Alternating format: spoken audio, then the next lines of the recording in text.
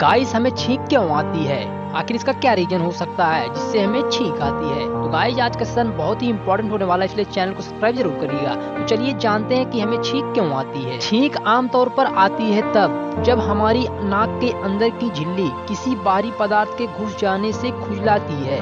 नाक से तुरंत हमारे मस्तिष्क को संदेश पहुंचता है और वह शरीर की मांसपेशियों को आदेश देता है कि इस पदार्थ को बाहर निकालें। छींक जैसी मामूली सी क्रिया में कितनी मांसपेशियां काम करती हैं? गाइस क्या आपको भी कभी छींक आया है? कमेंट सेक्शन में जरूर बताइएगा। ऐसी मिथिंग वीडियो को लाइक शेयर सब्सक्राइब। मिलते हैं अगली वीडियो में।